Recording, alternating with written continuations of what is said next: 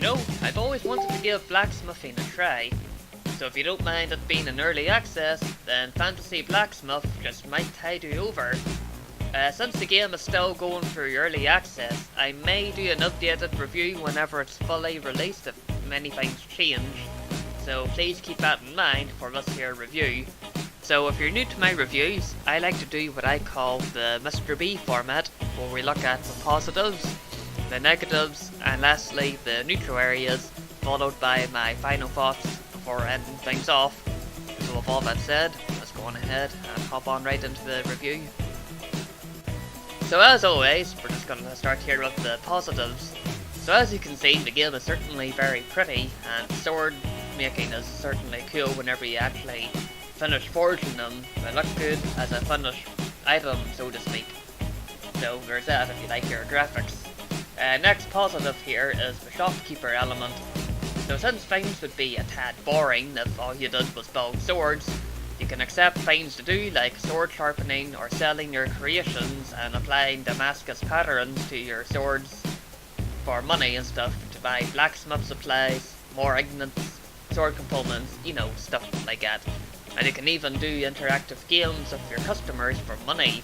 Quite fancy indeed. Your next positive here is mining.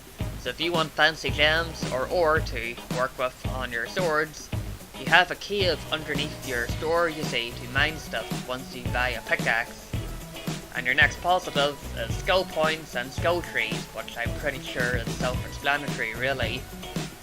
Selling your swords and doing a good job nets you skill points to improve your in-game character to increase mining speed, blacksmithing speed, stuff like that, which is quite handy to make things go a wee bit smoother.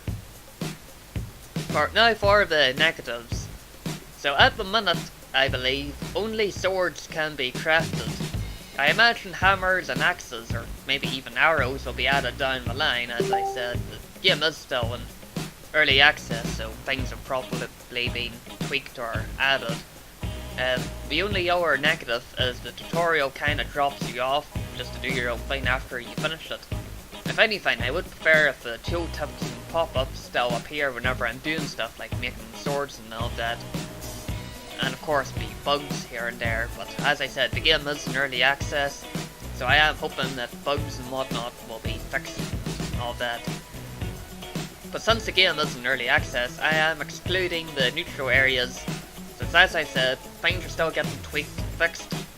So in today's case, as long as they add more weapon types to work with and forge, and of course fix bugs and all that, but I'm sure folk who have an interest in making weapons and blacksmithing will certainly enjoy Fantasy Blacksmith.